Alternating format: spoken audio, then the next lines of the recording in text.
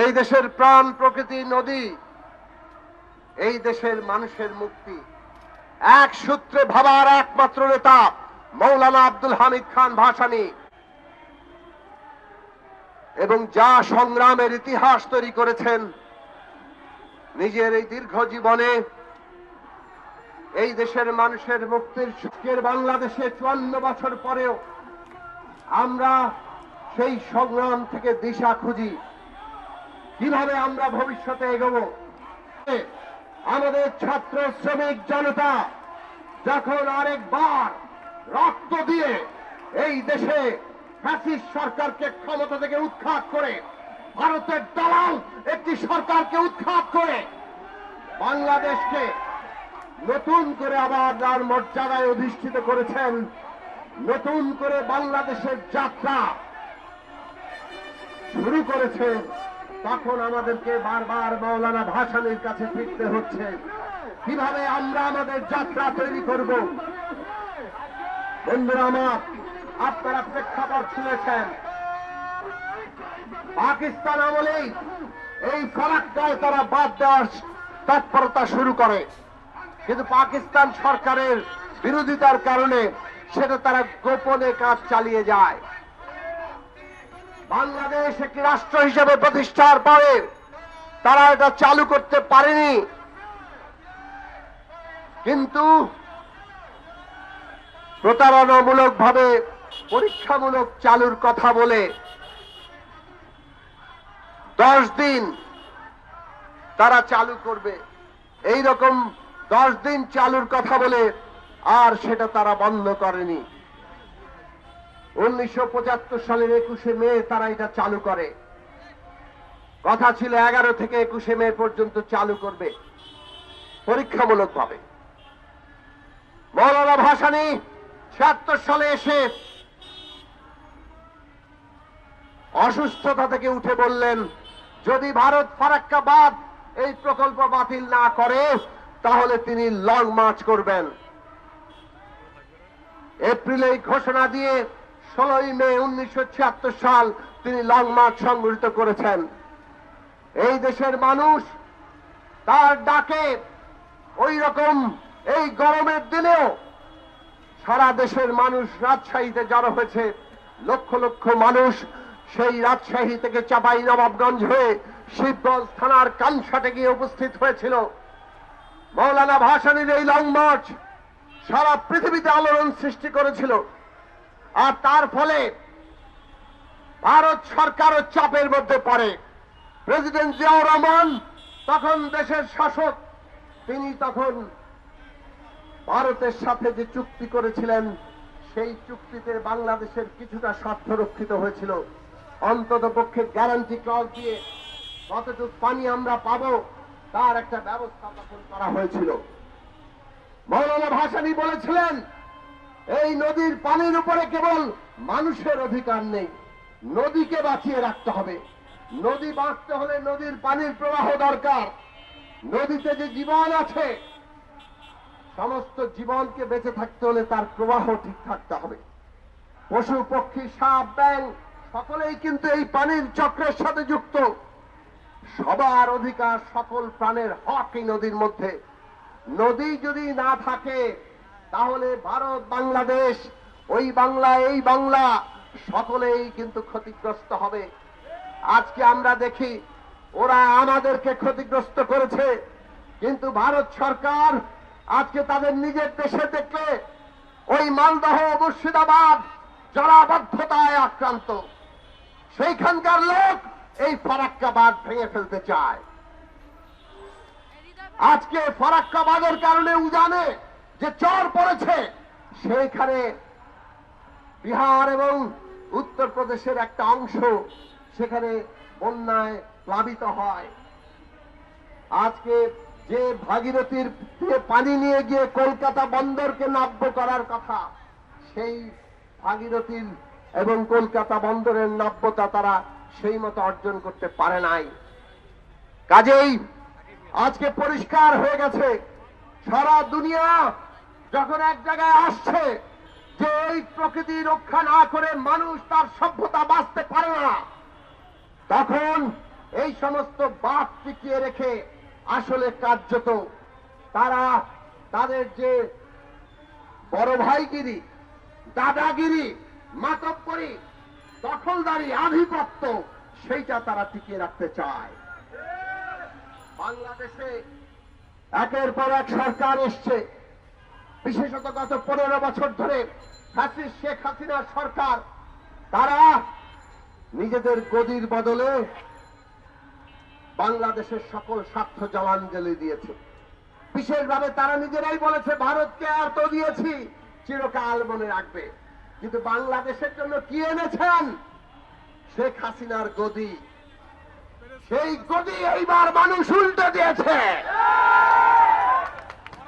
এবং কাজেই ভারতের আধিপত্যকে উল্টে দেওয়া হবে। ভারতকে আমরা পরিষ্কার করে বলেছি আগেও, এই দেশের জনগণের সাথে বন্ধুত্ব করেন, আর বন্ধুত্ব যদি চান, সত্যিকার অর্থে করতে চান, তাহলে সমতার মর্যাদার ভিত্তিতে করেন। কারো অধিকার হরণ করে বন্ধুত্ব হয় না, সেইটাকে দাসত্ব বলে।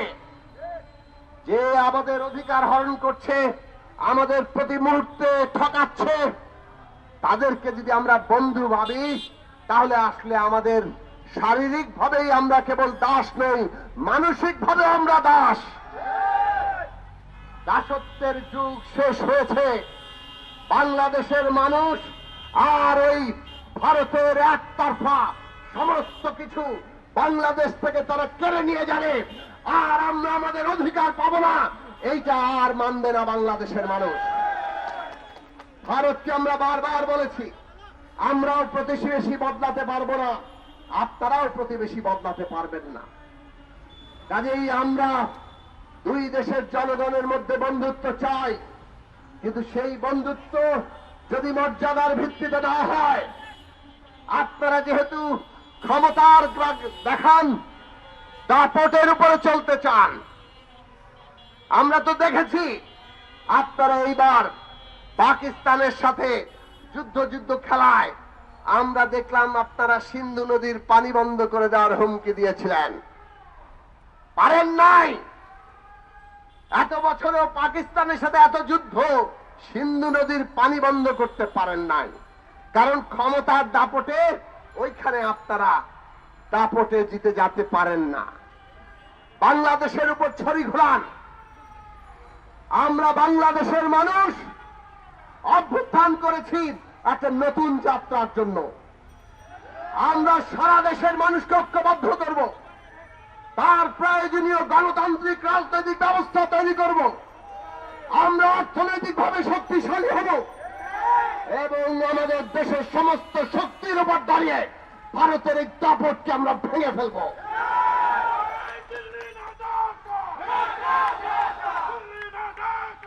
আমরা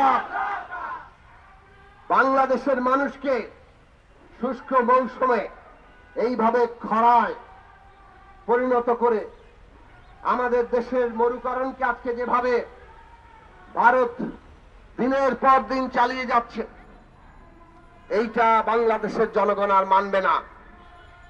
আমাদের দেশের আগামী দিনের রাষ্ট্র পরিচালনা যাতে সেই জায়গায় যায়, সেই রকম ভাবে আমাদের রাজনীতি করে তুলতে হবে।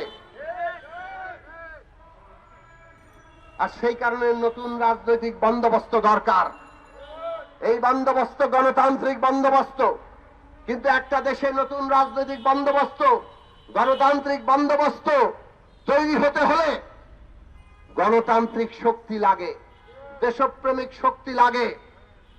আজকে আমরা বাংলাদেশের জনগণের পক্ষে একটা গণতান্ত্রিক শক্তি সেইভাবে এখনো গড়ে উঠতে দেখছি না।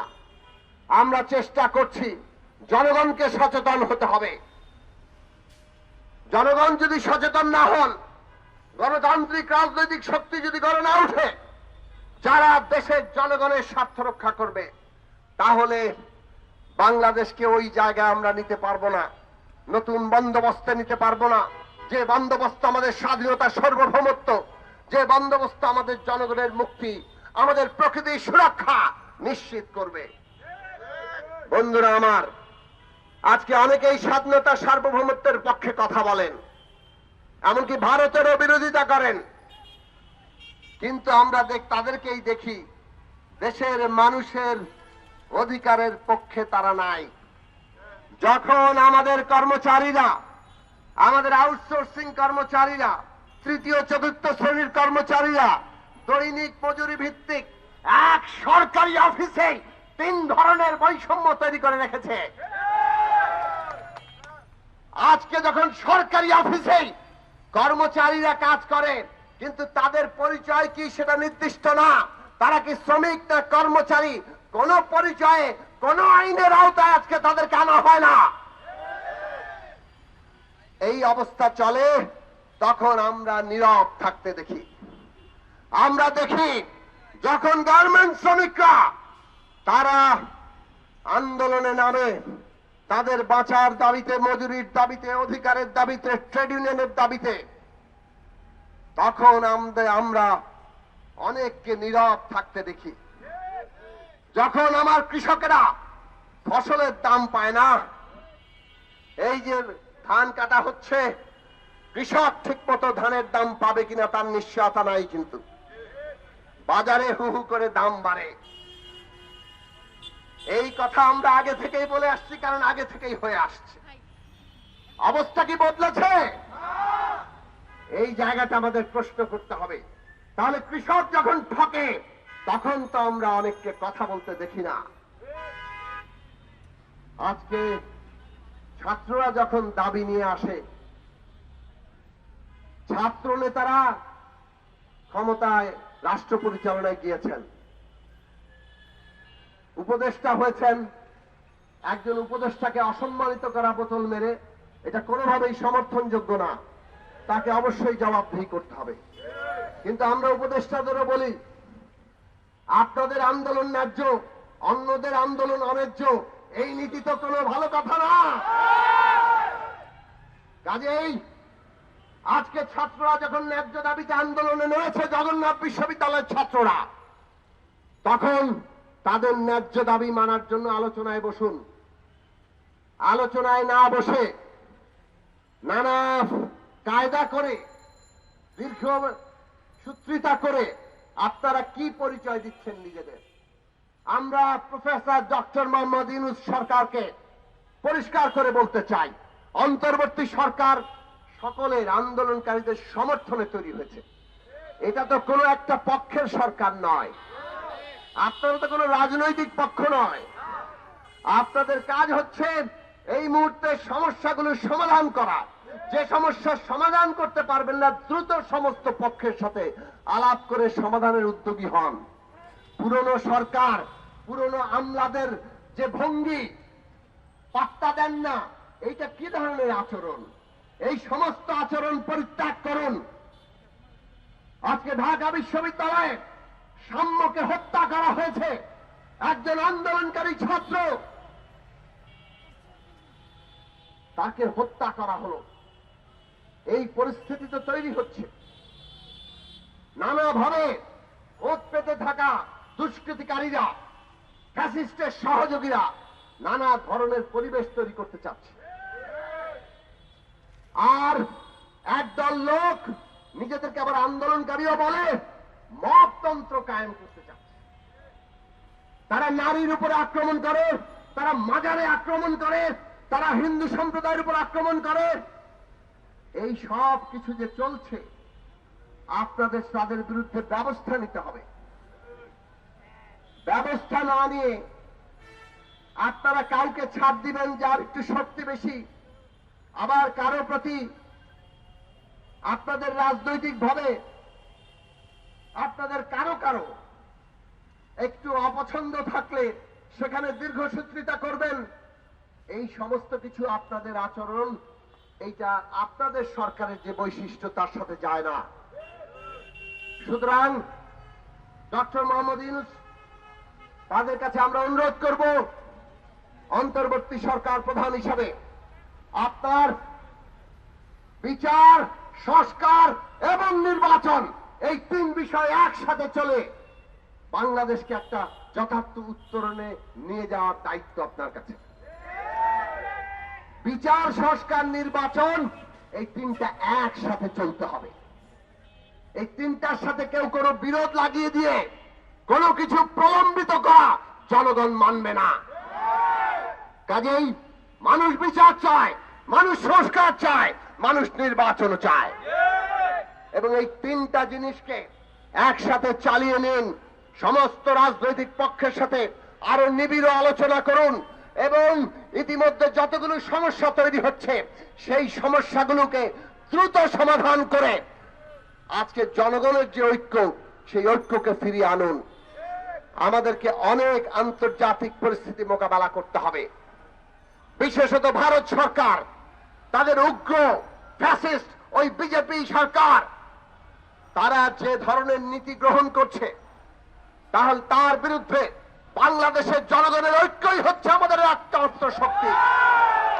আর সেই ঐক্যকে সারা দুনিয়ার কাছে আমাদের হাজির করতে হবে। আপনাদের কোন ভূমিকা যাতে জনগণের মধ্যে কোনো অনৈক্য সৃষ্টি না করে, সেইটা আপনাদের সর্বাগ্রে বিবেচনায় রাখা দরকার। আর সে কারণে আমরা বলি, আজকে ফারাক্কা দিবসে আহ্বান জানাই, বাংলাদেশের স্বার্থ ঊর্ধ্বে তুলে ধরার জন্য আপনাদের ঐক্যবদ্ধ করার যে উদ্যোগ, সেই উদ্যোগ আমরা দেখতে চাই। চট্টগ্রাম বন্দর আপনারা বিদেশিদের কাছে দিতে চান, জনগণকে একমত কিনা সেটা আপনারা জিজ্ঞেস করেন নাই। কি পদ্ধতিতে এটা দেওয়া হচ্ছে আপনারা সেটা খোলাসা করেন নাই।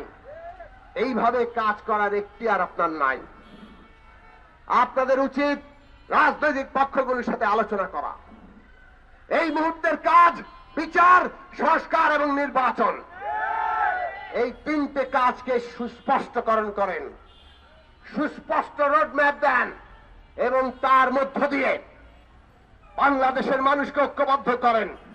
তারপরে আমরা ঠিক করতে পারবো আমাদের উন্নতির জন্য আর কি কি প্রয়োজন, এবং আমরা যেগুলোতে জনগণ একমত হয় আপনাদের সরকারকে আমরা পূর্ণ সহযোগিতা করব। জনগণকে বিভক্ত করে তাদের মধ্যে অনৈক্য সৃষ্টি হয়, এই রকম তৎপরতা চালিয়ে নিজেদেরকে একটা রাজনৈতিক পক্ষ হিসেবে দাঁড় করিয়ে আপনারা আপনাদের মর্যাদা ক্ষুণ্ণ করবেন না।